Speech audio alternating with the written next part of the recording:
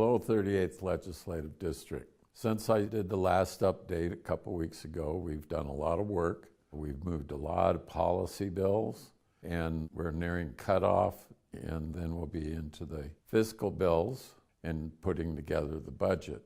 But as for the bills that we passed, we sent over to the House RPA, Reproductive Parity Act.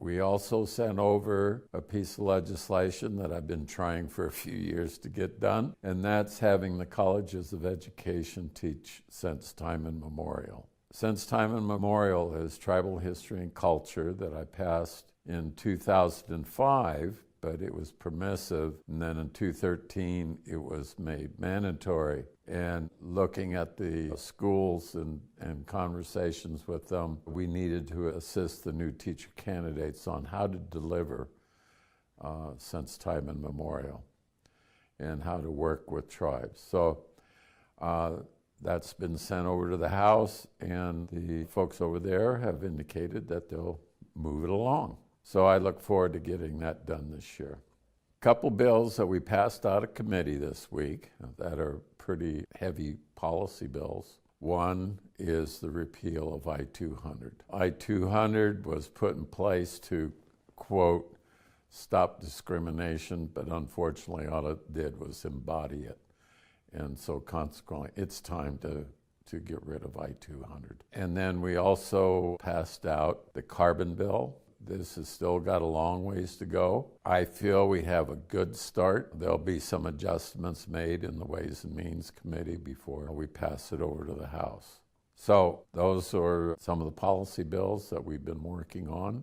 The carbon bill we've been actually working on for 3-4 years. And then I-200, we've just kind of been touching on it, and now we feel it's time. So there are a number of other bills that are out there that we need to work on.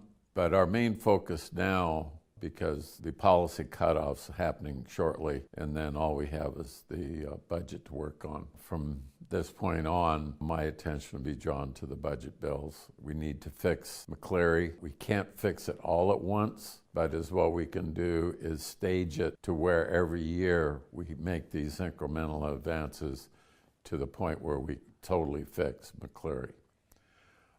So that's what we're going to be working on, plus hopefully move the carbon bill along, and there'll be other substantial budget bills that need to be addressed. So we're going to finish on time. That's our goal. It looks like we're going to make it. Last night we had the telephone town hall. We had some great questions, and I have received calls from various constituents saying that they enjoyed the town hall. You know, just because we had the town hall doesn't mean you can stop communicating with me. So continue to communicate with me by phone, by email, snail mail, however you want to communicate. And then we'll get back to you with some answers. Okay? So keep them cards and letters coming. Thank you.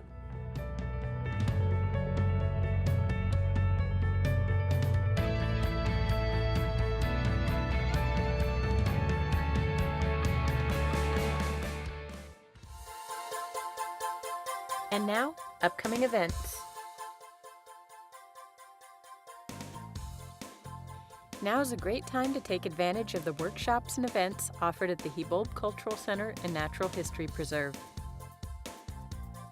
On February 14th at 5 p.m., the Hibulb Cultural Center will be hosting a weaving gathering in Classroom 1. Bring your weaving material, work on your projects, build skills, and share your beautiful woven art. Then on February 18th at 1 p.m., the HCC will be hosting a cradle board making class in Classroom 2. Maxine Williams and Tatiana Crawford will return to help participants learn the basics of making a cradle board. Registration is required. For more Hibulb events, check out the schedule at hibulbculturalcenter.org. The Heritage Hawks and Lady Hawks basketball teams have advanced to the Tri-District Tournament, and their high seeding has earned them a home court advantage. The girls will be playing the winner of Quilcene versus Clallam Bay at 5 p.m., and the boys will play the winner of Pope John Paul II versus Chief Kitsap Academy at 6:30. Join us at the gym or watch live on Tulalip TV, channels 3 and 503. You can also catch the replays Wednesday through Friday at 5 and 6:30.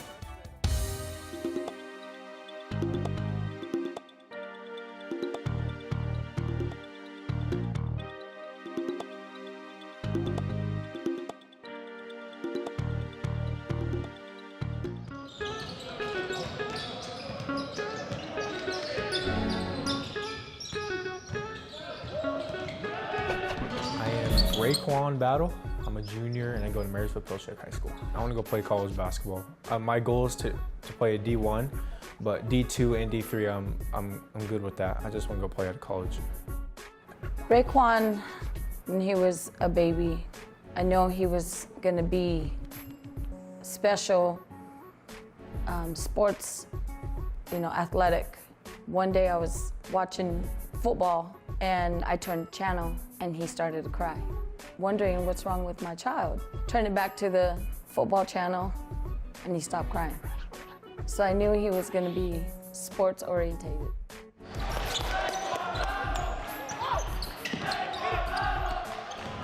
Our team, we all have different personalities. I'm more of the laid-back kind. I'm gonna say I'm not that funny compared to everybody else. And I'm a very fast-paced player. I'm also more of a consistent player, I feel like. And then I would have to say I'm more of an athletic player. He plays all the time out on the reservation. He's plays pickup games. He's been playing with, old guys, since he's a little boy. And so he just has that innate ability to just play the game. His shot is beautiful. Obviously, he can get above the rim and get the crowd excited. I just think about the game. I don't see anybody besides everybody, all the five players on my team, and all the other five on the other team. And the hoop, and the net, and the backboard. That's all I see. No matter what, I'm gonna enjoy myself. I'm not gonna get stressed out. Okay, the worst possible scenario. Okay, I don't even really want to think about it. Okay, but it's not that bad. No matter what happens tonight, it's not that bad. Okay. And it doesn't do you or me any good to not have fun. So I'm gonna enjoy myself tonight. 21, Reaquan Battle. Yeah, Red.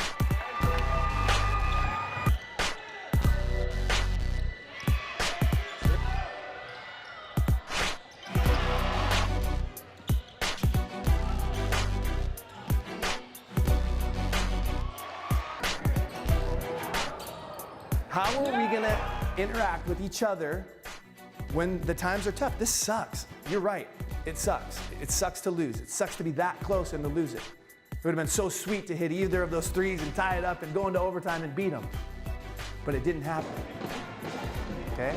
So feel it, but the takeaway from this thing is you know how to play at that high of a level. Okay? You know how to do it. Again, I get it. It hurts, it stings to lose, and you want to be the undefeated team, and they go to 5-0, and we go to 3-1, 9-3, all that stuff. It's extra stuff. Okay. There's tons of great things that happen here tonight. Okay, and that's what why we have to have our chins up, why we have to walk out again. That was an awesome high school basketball game. Okay, if I just paid $5 to watch that, I'm going, man, I got my money's worth. Two really good teams working hard and battling. My head, I was fine. It's just I always do that. I always put my head down or something. People always say keep your head up, but it's kind of like a natural thing for me for some reason. I don't know why, but I was thinking a lot like we could have had the game, but we played a very well game. They played better than we did, but that's one of the best games we played all season, so I feel good about that. Okay, we have to respect our opponent, and the way you do that is by respecting yourself enough to go all out all the time. And at the weight position for the Tomahawks, a 6'5" junior, number 21, Reaquan Battle.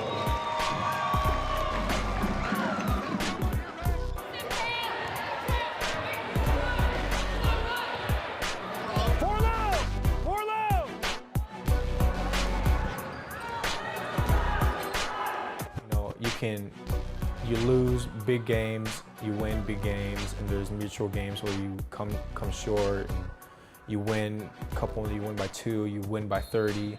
Everything can come in big packages and small packages. blood, sweat, and tears. You can lose, cry on the court, cry off the court. Everything just falls into life in that one. That's what I think. My favorite thing about Reaquan has really nothing to do at all with basketball.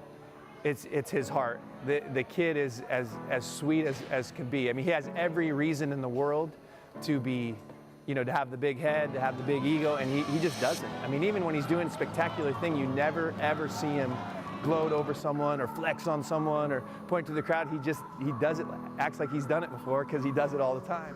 My mom has always told me to be humble since I played football, since my first game of basketball.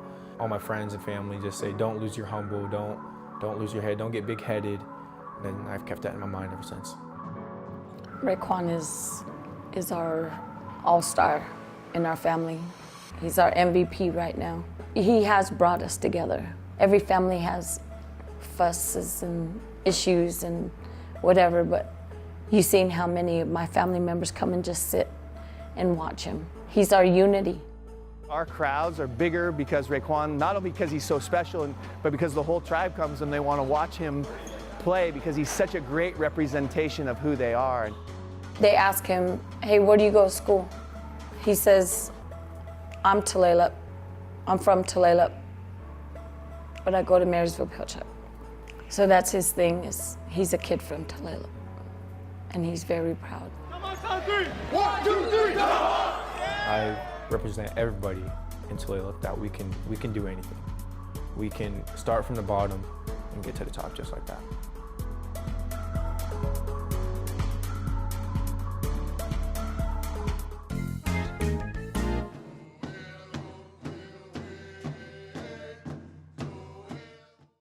In the past, this was the only means of transportation our people had. So if they wanted to go and hunt or gather food or anything, move from camp to camp, they had no choice but to jump in their canoe and paddle. This is what we do. This is who we are, right? Just because someone a few hundred years ago decided they want to, make this their home didn't mean that the youth and the people forgot it. It's in our DNA. It's who we are as a people.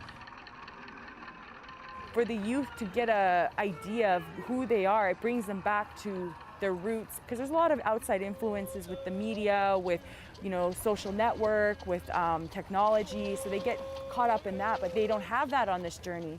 All they have is themselves, their canoe family, and the water. And eventually you see them disconnect from that world, something comes alive in them. They want more and they'll join more cultural things. They'll want next year, we're going next year, so we got to train this year, we got to fundraise, we got to do this and that. So it helps them take initiative and take responsibility for their own journey, therefore their life.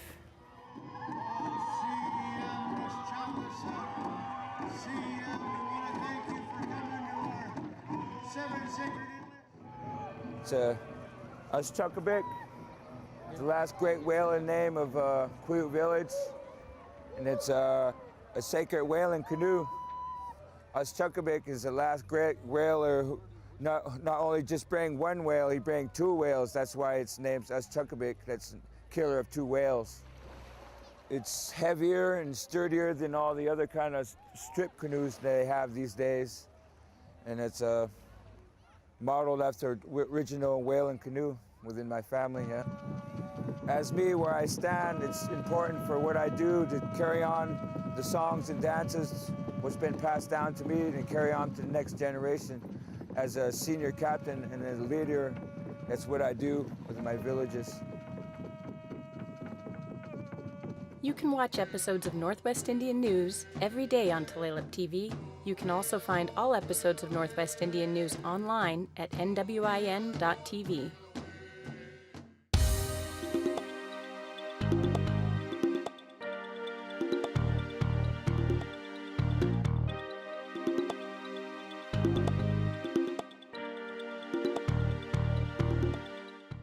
This week on Tulalip TV is In Their Own Words with Grace Goedel. We love our Tulalip home. Sometimes circumstances cause us to move away, but we always love to come back to Tulalip. Grace Meninick moved away when she married Herb Goedel in 1946. But after he retired from a career in the Navy, and Grace had a health scare. They moved the family back home to Tulalip in the early 1970s. Grace and her family give an insight into her life both on and off the reservation in their own words. In Their Own Words with Grace Goedel airs 3 times a day on Tulalip TV. Also this week on Tulalip TV is We Shall Remain, Trail of Tears.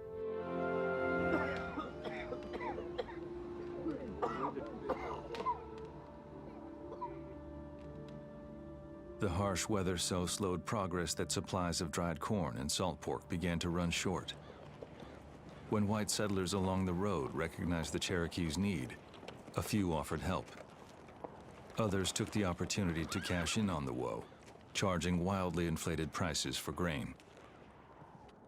Cherokee men were soon too depleted to hunt wild game.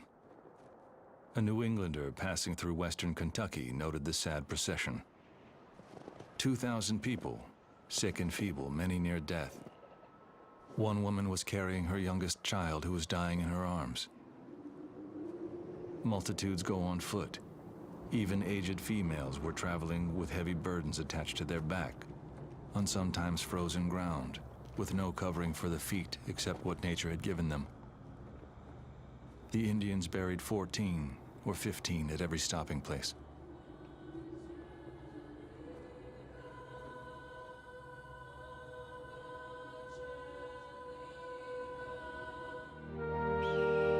We Shall Remain, Trail of Tears can be seen at 9 a.m. and 7 p.m. on Tulalip TV.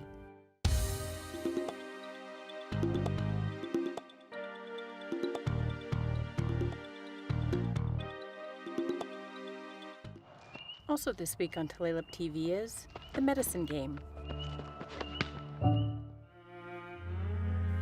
I taught my boys to respect the game of lacrosse. And respect means to play as hard as you can, you know. Go out there and give everything you can because you're playing for the Creator. We're not out there just to go and run around. We're out there for a purpose. We're out there to play hard and play with fun and play with some passion for the Creator. It's a game that was given to us long ago, before there was an Earth. That's how old it is. Kachikwae is what we call it. They bump hips. The primary purpose of it is to entertain the Creator. In its first essence, it's a medicine game. The medicine, the ability for it to help, was one of the gifts that came with it. The Medicine Game can be seen at 11 a.m. and 9 p.m. on channels 3 and 503. This week on Tulalip TV, be sure to watch Hibulb Conversations, Making of an Exhibit. One of the missions of the Hibulb Cultural Center and Natural History Preserve is to teach the history of the Tulalip tribes through its displays of artifacts and collections. We are grateful that Tulalip families have donated many items to the center for preservation and protection. Senior Curator Tessa Campbell and her team put a lot of time and effort in creating a new exhibit, so it includes items that are of interest to the community, as well as be a teaching tool for the many school children that visit our museum each year.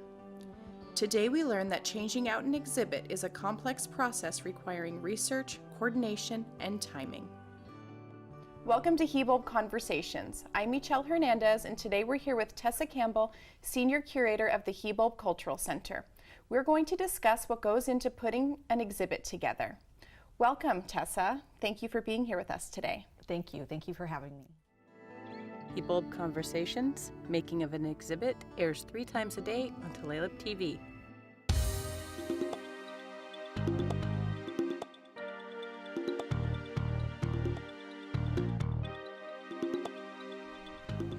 And now the Tulalip Bay Tides report for the week of February 12th.